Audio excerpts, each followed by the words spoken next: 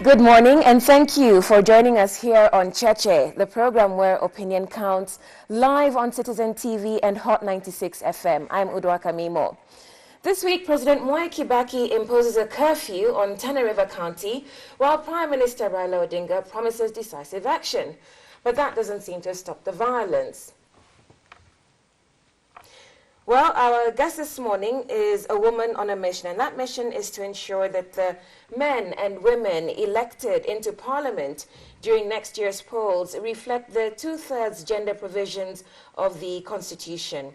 Our guest is the Honourable Nominated Member of Parliament, Amina Abdalla. She's a member of the Justice and Legal Affairs Committee of Parliament, as well as the Constitutional Implementation Committee. Also in the Cheche studio are panelists Mutegi Njau of Citizen TV and political analyst David Makali. Amina Abdalla, thank you so much for coming. And of course, you're sitting in for Dr. Naomi Shaban, who should have been here but didn't let us know that she wasn't coming, which isn't very good. But tell us about this constitutional amendment bill. When is it supposed to be tabled? The plan was to table it this week, and the challenges of tabling it is that for it to go to the second reading where we can debate it, you need two-thirds of the members of the House in the House and voting. So it's supposed to happen this week, but considering the level of acceptance of the amendment and the fact that we need the two-thirds present, it might not be a very good idea to have it this week. Probably we need a little more time to convert more members to support it. Your lobbying effects are not working. Yes, I guess we're not hitting the right numbers yet. Why not? I guess it's because from the beginning the issue has been contentious. We only manage what we have in the Constitution through negotiations, and it's that there's fears about having the amendment passed, and there were assumptions that had been made when we didn't have that securely put in the Constitution that now seem not to be viable. One of the things is that we thought that in the last two elections the number of female members of Parliament has been doubling, and if we were able to succeed in doubling that number in the 2012, the next general election, then we would be able to meet the two-thirds principle for the female gender, which is what's expected to not meet the one-third. So, but what we're hearing is that with the 47 women seats, many electorates... In the Senate? No, in the National Assembly. Okay. Many electorate are saying, even the women who want to vie in constituencies, why don't you go to the women's seat? So it seems like one of the measures we put in place in the Constitution is counterproductive in getting women voted at constituency level. So we believe that without this constitutional amendment, the next National Assembly and Senate will not have obey Article 27(8) and 81(b) of the Constitution. Well, at the weekend, there's this meeting trying to work out the mechanism, because the Constitution, of course, specifies that there shouldn't be more than two-thirds of either gender. The Constitution also empowers Parliament to do so through any means possible. Mm-hmm. And you had this meeting at the weekend in Mombasa. Mutegi, you were there. Did it seem as if anything was addressed or agreed?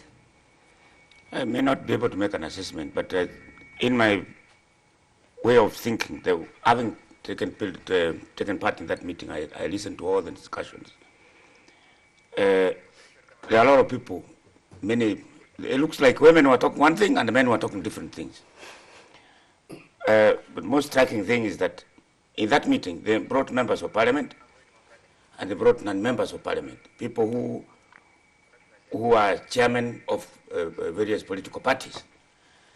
And there was some fracas there, which distracted everybody. The members of Parliament were paid an allowance of 30,000 shillings. And the non-members of Parliament, led by one Kalembe Ndile, they took the stage and they started making noise and singing a song that they are being discriminated against. They were asking, if we came here in Mombasa to sort out discrimination of women, how come we are now being discriminated against by the same people who do not want discrimination? And of course, after negotiations, somebody helped them sort out the matter, and they negotiated and they were told they would be paid the allowance of the balance, because the non-members of parliament were being paid 10,000, MPs were being 30,000, paid 30,000, and they claimed that MPs and hustled, and they demanded to be paid what they were calling the Kimunya standard. They were calling it the Kimunya standard, which to me, it was a distraction. What is the Kimunya standard? That, you remember when Honorable Halwale brought that Public Accounts Committee report, and later on when it was washed, yes, he claimed, Halwale said his members of parliament were bribed 30,000 shillings by Kimunya so that they can vote against that report. So in Mombasa, those other fellows who are making noise, they were saying, there is Kimunya standard. The members of parliament said, you cannot pay us less than Kimunya paid them. So anyway, to me, it's quite unfortunate because it sounds then as if nothing really has been achieved, that the meeting at the coast was futile. You've not come up with any sort of mechanism for achieving the 2/3 provision of the Constitution. Look, maybe I wouldn't say it was futile.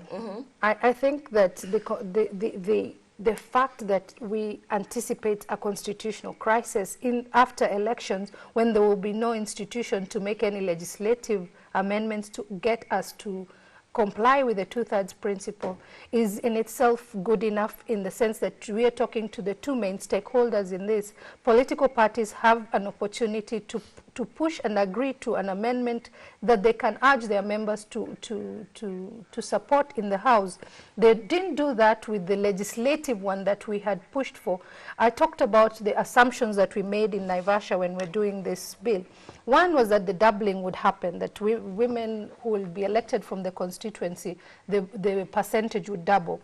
Two was that we could make legislative provisions that would support women getting to vie and to win in seats. And one of those was that we wanted to amend the Political Parties Act to say the political parties who do not have female candidates, 30% of either, 2/3 of either gender represented in the list of nominated persons that they produce to IEBC, will not be able to comply with the funding requirements and blah, blah, blah. That amendment was killed in the House. And if political parties were to put pressure on their members, we would be able to still achieve that amendment, which is not a constitutional amendment, it's a statutory amendment. So they are major stakeholders, and if we are able to, first of all, get to the door and say, yes, we as an institution want to take up responsibility, that we don't want to give it to the judiciary to deal with the 2/3 crisis after the general election. Okay, David, you were making a point. I just wanted Amina to, first of all, to put on the table what the contention is about. What are the proposals, and what is the exact amendment coming to the House around which you're mobilizing membership? Yeah, okay. The actual amendment is that there is going to be an insertion of a 97BA to the composition of the National Assembly to say, after the next election, if any gender, it could be either male or female, that is not a third, that would then be topped up by a party list of members from that gender that is missing. For now, the gender appears to be female. But in the unlikely event that that gender becomes male, then the numbers would be astronomical. People are speaking about numbers now.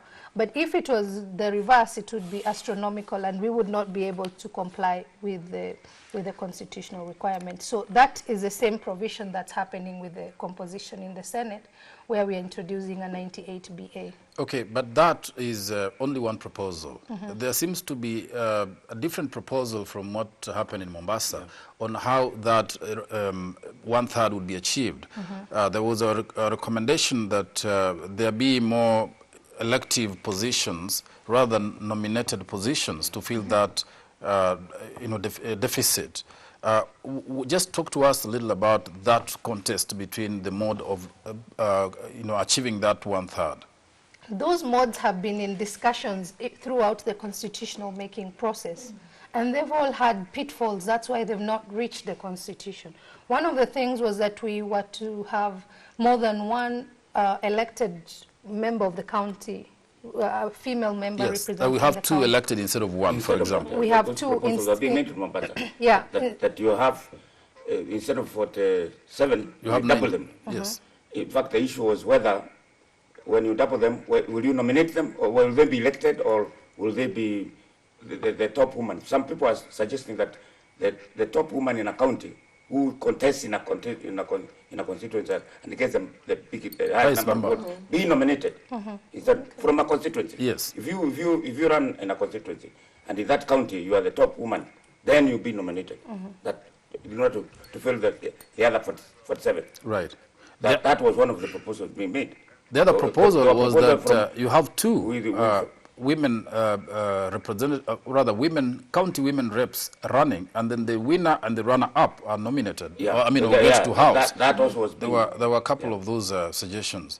So are you telling us, therefore, that all these proposals have been defeated, and so what we are left with is the traditional party list, which Gumo famously said is very partisan, because it ends up with people who are in Nairobi, who are friends of the party leaders and political leaders who get nominated after elections. Are you saying that those proposals have died? Those proposals haven't died. The beauty of it is that if the proposal, whichever proposal is sold and bought by 2/3 of the members of the House, the bill, unlike in the past, is amendable. And if it's amendable, whatever idea that is sold to the members, which is why Mombasa was good, because it brought those ideas on the table and the merits and demerits of each were being discussed. And if they were viable, then they would be drafted into a viable amendment to what has been proposed by the minister. For me, there's one thing that we need to agree on. The fact is, every member of parliament appreciates the crisis we are in. The 1/3 must be achieved. So why is it difficult to mobilize members, 1/3 of the member, 2/3 of the House, to come and vote for an amendment which clearly is in the national interest? Are you saying there is a problem with that? Members don't want to vote, or there is no agreement on which proposal they should vote? I think, first of all, there was the need to create awareness. That's one. Right. Awareness on the depth of the crisis that we will be in. And that's been achieved by Mombasa and all the meetings that have taken place so far. Two, that there is no agreement yet on how to accommodate all the fears that the different quarters have. There are fears of those who say that the party list is not representative. It's partisan. Yeah. It has to be partisan because it's a party list. No, partisan You have as to be a contributor to a party. Partisan in the not- sense not that the chairman of objective. the party It's will subjective, give his yeah. girlfriend. or something Subjective, like yeah. that. Yes, but Yeah. the Partisan spirit of the approach. Constitution and the Elections Act kills that, because those of us who've been nominated in the past know that those are the loopholes that even when you do good work, you still have to bear that cross that was a partisan decision. So we understand that, and the system has been structured in a way that wants to cure that. So that's one area. There are other fears about that amendment, that would the wage bill be too much, and all those fears. And those fears need to be put on the table and to inform whatever amendment we will all agree on. There is a problem. How has that been cured? That whole subjective nomination of people to the party list. How are the parties going to identify the people who will be on the party list, except with the same traditional know me, I know you kind of system? One, you remember that in the past you only discovered who got nominated after the election, way after, just before their names were to be gazetted. At this point, we expect that the party list will come even before this, almost the same time with the time when we are going to have the election. No, not the elections. Nomination. Before the elections, the nomination It has to of be candidates. the names have to be deposited with the IEBC. But Yes. David has a point. How are you choosing who Makes the list. who makes the list? First What is and the selection foremost- criteria? First and foremost, a lot of people assume that it's always partisan. Most of these nominations, you have to apply to them. And they must have, even if you know party leaders, they must have a selection criteria. Which is what we're asking you. What is the criteria? Has there been any That- thought in that- that direction? Like, that- say, that is it part- has to be national. Number 1 on the list up to number 47 must come from different counties, for example, if we're going to be national. So that you'll have, if a party is going to submit a list of 50 or 47 possible nominees on the party list, they must come from different counties, from number 1 up to 47. There should be no repeat, no 3 members from Nairobi County or from, Homa Bay County.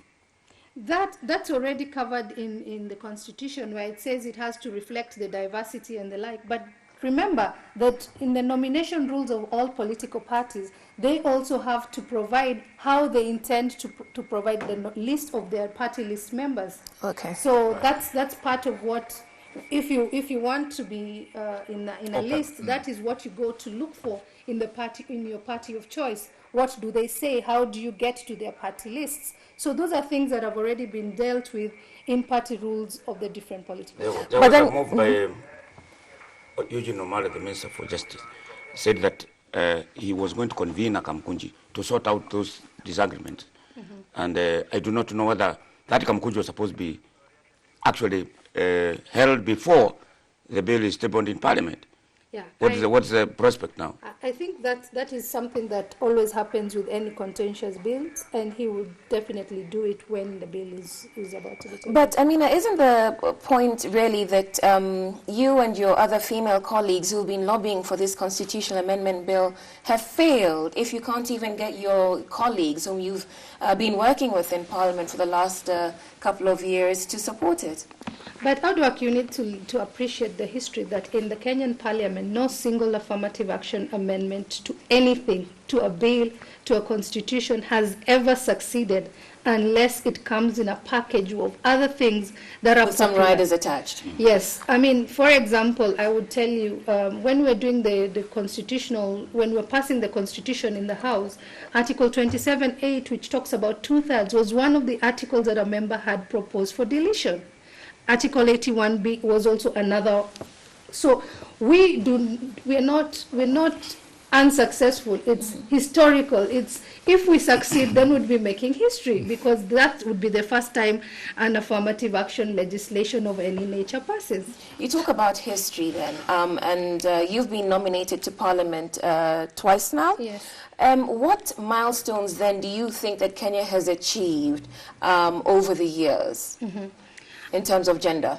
First of all, just in terms of increasing the numbers, that has helped a lot. I think the women who were at the IPPG made a tremendous contribution by amending Article 33 of the former constitution that demanded that the 12 nominated slots would be shared 50-50 between male and female. That contributed in getting more women into Parliament and demonstrate their leadership ability. So starting with IPPG, Martha Karua and Phoebe Asio did a wonderful job in the IPPG. And after that, with this constitution having passed and the numbers having increased, we have reflected an engenderization of legislation in general, but more specifically, even the institution of Parliament itself has gotten engendered. Our standing orders that were passed in 2008 before the Constitution, for example, already accommodated the 2/3 principle. In fact, it was an issue of not having the numbers to fill the 2/3 slots that are required in the committees, in the House business, and the rest.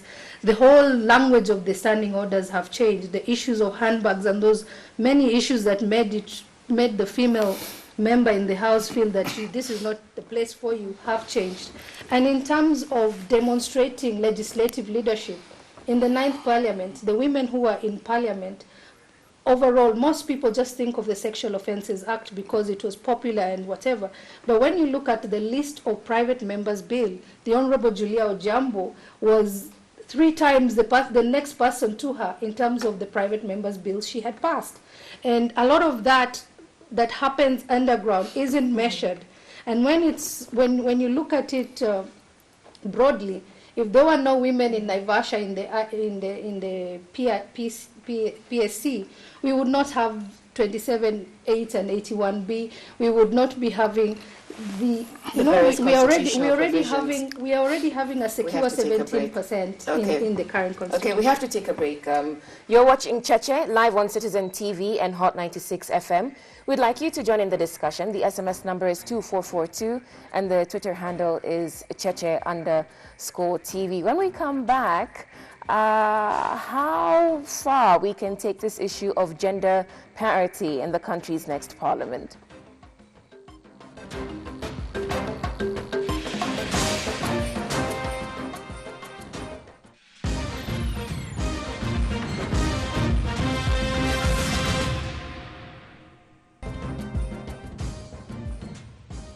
Welcome back to Cheche, live on Citizen TV and Hot 96 FM. I'm your host, Udwa Kamimo, along with panelists Mutegin Jao and David Makali.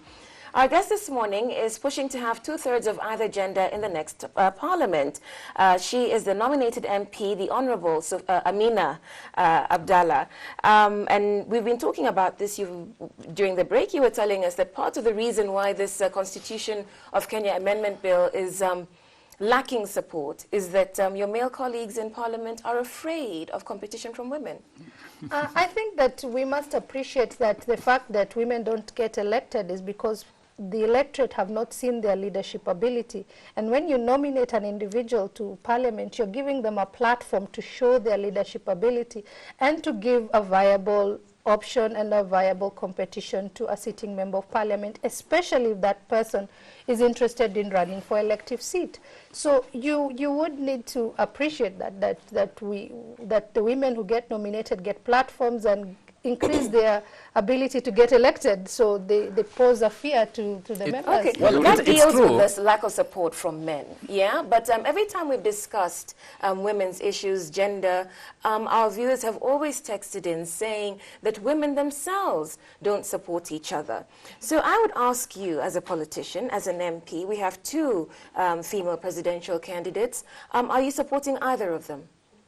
No, but that doesn't mean that, and that's simplistic in my opinion, to assume that you would be supporting an individual because they're male or female, and it's stereotyping to say that women don't support their own, because women are part of their own society, and if their society stereotypes that a female member of Parliament would not be able to represent you very well if you had clashes in your area, for example. We'll come to the clashes in a minute, but are you suggesting that the female presidential candidates we have in the field, Martha Karua, Charity Ngilu, whom we had last week, don't qualify to be president or are not worthy of your vote? No, I didn't say that they're not worthy of my vote, but they would not get my vote because they are female. They will get my vote because maybe I believe that Martha Karua would do cleanup in this country in terms of corruption. So it's the issues that they represent and what I aspire to have as a nation that would determine whether I support them or not. So it's not, it's stereotyping also to just say because they are female, we women should. But I mean, you see, we can't get away with that because really, I mean, you have a fact in what you're saying. There's a point in what you're saying. But also, it's true that stereotype that women in this country have tended to vote for men, either because of cultural conditioning or the circumstances of their lives, where in community and so forth. If you put a woman candidate here and a male candidate here, probability is that 70% the man will be voted. And that's a sort of a trend we've established. So what she is asking and pitching in here is, why is this tendency? And pulling into that is why men are saying, look, why do you want to give these women a free role? All these positions, why can't we subject them to an elective contest, even if it's women to women? So we create more women to women seats which are contestable rather than nominated positions. That was actually the substance of Gumo's argument in Mombasa. Which I agree, if the leveling playing field was fair, that we should have women running for elective seats. But the reality is, for us to change that perception, that if a man and a woman run together, the chances that the man would win are high. Yes. First, the most likelihood is that the man would be more inclined to get rigged into in the party list. The party that is of choice of any region, the men know how to get themselves into those parties, the women don't. And for many regions, I mean, in the past it was one region in this country that if it is their party leader is in this party, then once you're in that party, the election ends at the nomination level. But now, unfortunately, that's happening in more regions in this country, that the party kingpin in that region is the election. Almost, yes. So women don't have the footnote in those political parties. Why not? Because it's a men's club, and for them to be able to to break that barrier into that men's club, they need the opportunity. I believe that if I wanted to run in the party that I am supporting right now, I have a higher chance because I have been in the system and I know how to play the game the way the men are playing. But that's not the case for other women who want to get into this into the political process. So we're saying that for now, election. Let me retract back. That the amendment that we talk about, the party list, yes, is only a safeguard measure. If women were to be elected in 58 out of the 290 constituencies, no party list member would be nominated. In fact, I've heard, that's where we should start. Amina, is most of these women who are stepping forth to run for office are not seriously going to contest. They want to show their face. It depends on which for office. MP, all these positions, I mean, women who are stepping forth, they're saying they're candidates. They really don't want to run. They want to show face and say, look, I'm active, so that I can qualify to be on the party list. That is the strategy that most of them are employing. So, but let me. That's your opinion. I don't agree with that, I'm because getting a lot of people are that. running, people are resigning from their lucrative positions to run for this office, so they will not be making a show. I want you to address this particular one. What is your view about the proposal that you have two elected women reps in the counties instead of one to achieve a higher representation in the House? Let me give you, it's a mathematical reason. I don't have a problem with it. But you support it? Okay. I don't mind supporting it. I don't mind supporting it, but would 94 amount to a third? The more you increase the number of these special seats, the more you are decreasing the chances of those who wish to run for constituencies. Why? There is no comparison. Because the elector is saying that you have special seats. Yeah.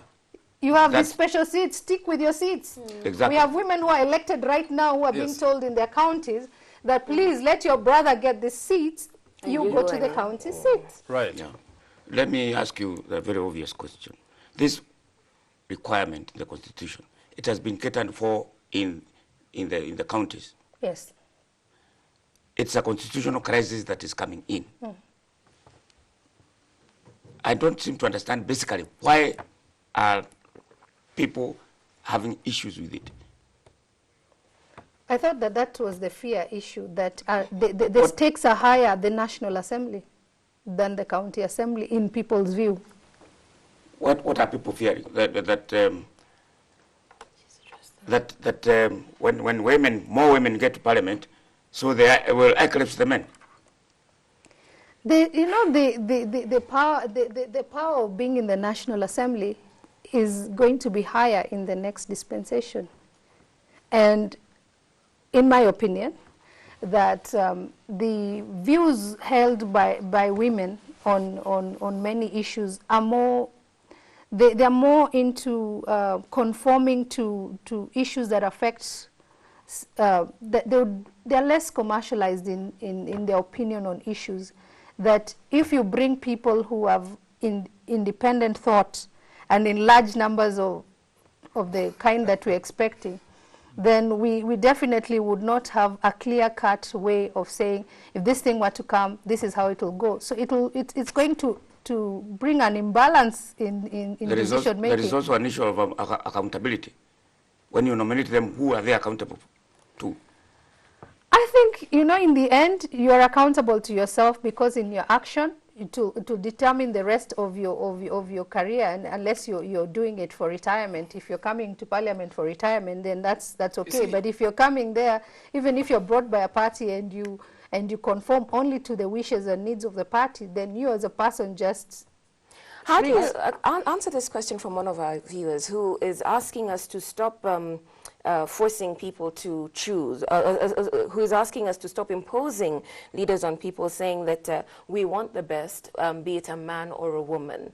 Whereas when we talk about affirmative action, it suggests that you're mandating that women be there regardless of their capacity. One is that we passed the new constitution, and the new constitution called for the 2/3. And two is a measure that is a stopgap measure to level the playing field, that you would not be able to get the best woman out there because there are bottlenecks for that woman to get elected. And I think what this gentleman, whoever the lady who is asking, does not understand is that affirmative action is not an issue of women. Yeah. It's a question of people who are marginalized, who are disadvantaged, getting an opportunity because of that. Probably when the women will become more in parliament, like in Rwanda maybe, or Scandinavian countries, maybe affirmative action will be required for men. Right. Like the boy child in Central. Exactly. Another question. Do we have a number of women who can lobby the members of parliament? That came from Beatrice in Nairobi. Yes, we do, but I think this is more than lobbying. This is actually like converting an individual and addressing their fears, and that's why it's more intense than lobbying, because lobbying is assuming that you just change somebody very fast from no to yes. But in this case, you have to change somebody from no to yes, and why should you change from no to yes? So we're working at it. We are moving forward. The numbers are increasing. So that's all of you, yes. The women all the women parliament. members of parliament. Okay. It's true, Amina, that... and the honorary members of the Kenya Women Parliamentarians Association who are male. Okay. It is true that women, some of the best women leaders have come to the fore of politics through nomination. Quite a few. Okay, they got into elective seats after first being nominated.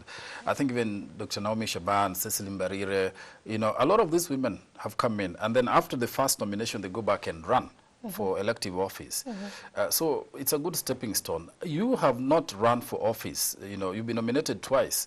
Are we seeing you running for any elective office this time now that we have so many positions? I think that's a tough question, but I would like to say that I am considering not to run for an elective office, but to run for a competitive office, and that I'll announce that in due course. In due course, because some of our viewers are asking that. Salim in Nairobi, are you vying for any seat, or are you just satisfied with being a nominated MP every election? I think I am vying for something, but not elective, and I think that people shouldn't just go for seats because the public demands that you go for seats. You go for seats because it complies with your interests, with your capacity, and your situation. Okay, the other question that's being asked has to do with what we're seeing on our screens every day, the violence in the Tana River Delta. And it is rather unfortunate, but none of you female leaders have come out to denounce it. No one has said anything. We see the MPs from the area calling for military action, criticizing the government for lack of action, but nothing from the rest of you. We have not even seen presidential candidates going there, except the Prime Minister, I think. I want to say that it is true that I wouldn't want to speak for the others, but I would like to speak for myself, that I'm a firm believer that many times when we politicians make opinions on violence or any skirmishes, in many situations we might be thinking we are speaking to a homogeneous group, but in the end we might be inciting one side or the other. And that happened to me personally last week, 2 weeks ago, when I asked a question about somebody who was raising a matter on the House.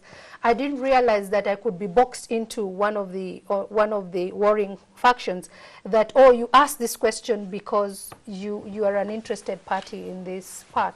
So personally, I think this matter is fund more by speaking more than acting, that I would not want to say I denounce this and I'm not doing anything about it. Are you doing anything about it? Yes, What are you doing? I am doing something about it, because I believe that one of the means through which we are propagating this violence is by our contribution in safe havens. People make public statements, press conferences in the presence of Parliament where they know they have parliamentary privilege.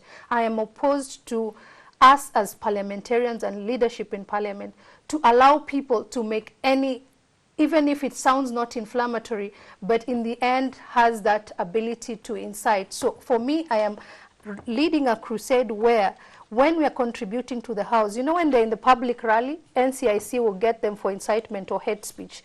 But when you're on the floor of the House, you can say anything, even when you cannot substantiate. And some of it is picked by media houses, and you can have somebody being branded something, and it really sticks. I mean, I can give you an example. One of the things that I read this morning, and it was being mentioned by your previous show about during the newspaper what is review. In the newspaper, was that the Honorable Haji was the PC who allowed some settlement in Tana River. Well, all of us know that the Honorable Haji has never been PC Coast Province. He's never been PC Northeastern. So, you know, when you speak that in the floor of the House, people take it as gospel truth, and then it's perpetuated and goes over and over, and it becomes a truth. So some of these things, us as women candidates do a lot in the background. We are the ones who push for the PGs, regional PGs, to deal with these matters. We are the ones who push to stop people from saying the things that they want to say. We are the ones who call for reconciliation. I mean, in 2006, when my colleagues from Upper Eastern perished in the plane, we had meetings with them the mornings before they went to those trips, and I used to coordinate them meeting together to get to whatever. But that doesn't come out because women don't want to get, to be flag bearers of, to overmarket themselves, in my view. I just might I ask you to attempt to just sort of make us understand what is going on in Tana River? I wouldn't be the right person to make you understand it deeply, because I am a Nairobian, and I would know as much as you do. But personally, I think that the new offices in the new constitution are raising stakes so high that political players are taking this thing too far. Okay. We'll have to take a break and come back on that note. This is Cheche, the program where opinion counts, live on Citizen TV and Hot 96 FM. Don't forget that if you have any questions or comments about the issues we're discussing on the program this morning, the SMS number is 2442 and the Twitter handle is Cheche_TV.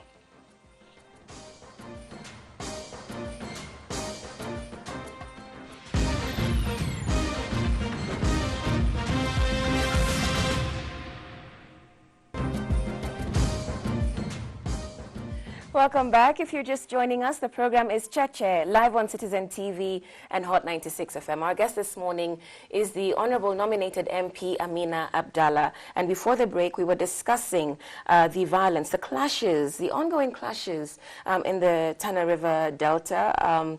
3 weeks now, more than 100 people dead. And in spite of the presidential curfew imposed, in spite of Prime Minister Raila Odinga's promise that it will all be sorted out within 48 hours, which should have been, I think, today, nothing has happened. Nothing has changed on the ground. I think nothing is changing on the ground because, in my opinion, the security forces are asleep. Are they asleep or complicit? I think there's probably asleep is the right word, because some of them were killed, and if they were complacent, they would not be the ones allowing their colleagues to be killed. So I think that they're ill-prepared, and either they're ill-prepared because they don't have the security, the intelligence information, which then begs what is the intelligence doing. So in my view, it's the entire security machinery that is failing on the job, and something needs to be done. And if the president said that this should happen by today, if it's not done, then I think the heads should start rolling. That brings us to police reforms. Why is it that the police reform is staggering? In fact, there are some people suggesting that even former President Moi, you cannot change the police commissioner now during election time. Why are police reforms stalling? I would be the wrong person to ask that question, because I am not in the executive. You are the Justice Committee. The issue of the police reform is in the security committee. But I think that it is still the stakes that are high, that people want to make sure that the commission that recruits the next police commissioner is pro whatever individual that they are looking for. And so most of our problem is being individualistic in what you want to achieve rather than nationalistic, because it doesn't matter who is in that commission, for as long as you know that they're going to use meritocracy in whoever they're going to recruit. But in the fact that we have established panels that come up with these names, and the names must be in 50-50 compliant to whichever political side, then we are having that problem. And the argument of not changing the police commissioner at this time is a double-edged sword. That yes, we cannot have an institution that needs to support other institutions not having been reformed and expect them to do things any different. But then again, you would be having a transitional leadership in a time when there are really serious issues. Yeah. So there's a question here from Robert who asks, don't you think that we need more force in the Tana River Delta? I think we need more force in the Tana River Delta to deal with disarmament, but for both sides, not to do selective disarmament. But then again, we need to point the finger to deal with the perpetrators, because we shouldn't be dealing with the people who've been oathed by somebody for somebody else's instruction and all that. So we need to hit the place where it matters most. Who's going to benefit, and how can we ensure that they are in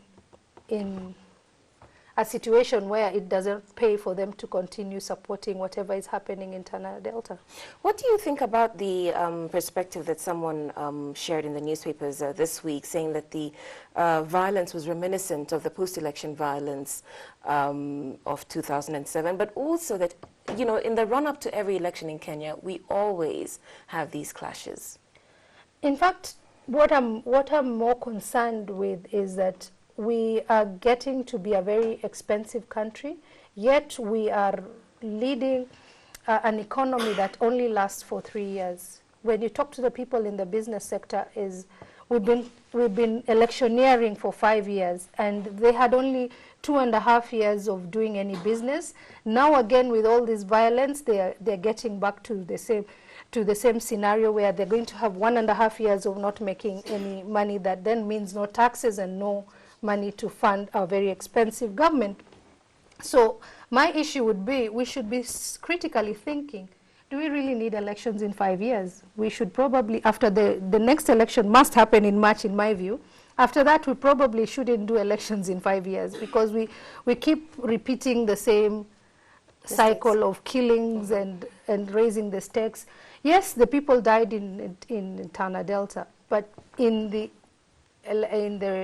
post-election violence, at least you would say it is between people who probably are even the same ethnic group but from different political sides. But in this case, it's communities just fighting each other. There's no, unless it's just political stake in terms of their person getting to the job. So but the same is happening in Northeastern, clans fighting clan. But of course, the Mombasa violence is different, which was triggered by the killing of this Muslim cleric, which it kind of wanted to turn as if it's Christian versus Islam. So this country's security seems to be in tatters.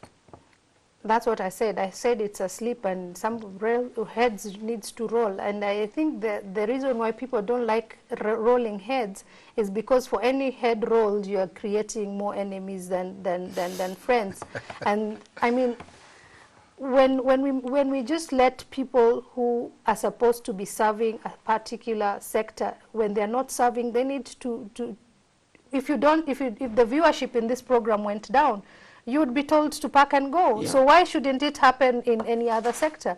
And when it happens, then we start saying, you know, that person is my tribesman, these people are against my people, and all that. So, David, do you agree? Well, first I think, laughing. You're amused. Perhaps it's one of those occasions I agree with President Daniel Arap Moi that we do not need a new commission in place at this time. And I think the argument... This is the Commissioner of Police. Inspector General of Police. I General. think that it's not opportune to have that office filled, especially considering, if you talk to police officers, people in the reform sector of the police, they tell you what it will take to have a new restructuring or reform of the police force. It's not something you can rush within 2 months. And as Amina says, I mean, given the transition that we are in, managing an electoral process that is, complicated as it is, bring in a police force that has disputes within it or, differences within its ranks will create more chaos. So I think that the process of appointing or putting into place a new Inspector General ought to commence. The appointment of the Police Service Commission should proceed. The process of interviewing the next commissioner should continue. But I think takeover should be something that we contemplate after the next election. But how do you expect the police? The police when there failure. was violence last 2007, police killed a lot of people.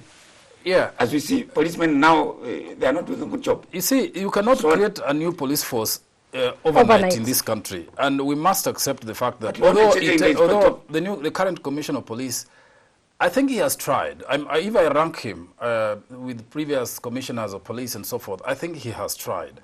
What is required is complete political will in government. The president issuing instructions that are not, in doubt, to allow the police to do its work, the intelligence service to do its work without partisan interests, without favor, and fear. But if you see, the president has declared a curfew. That honors people the have continued being killed.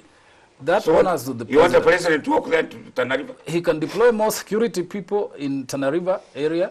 The intelligence can be deployed double if that is not working. He has all the resources to deploy. It is that there are, I think, conflicting signals that the police get, or they're not able, capacity-wise, to do the job. Get the government to do its job. It's simple as that. David, aren't you being facetious? Because these people have failed in the first place. The police officers are being killed. We've seen them being killed in Mombasa. Now they're being killed in Tana River. If there was any intelligence available, it wasn't utilized.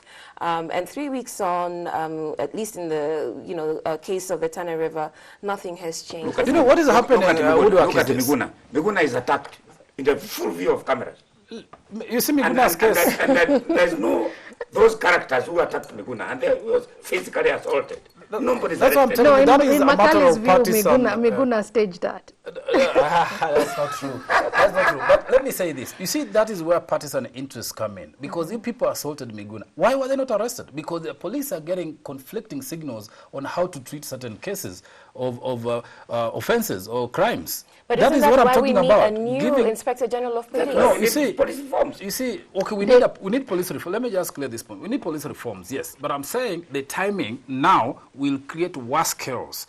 The case of Tana River, for example, in my view, what we are seeing policemen being killed is symptomatic of two things. One, either inadequate capacity to actually do the job. Because how many choppers does the Kenya police have? Look at that. We are building roads worth billions, and the police do not even have 5 choppers to do operations.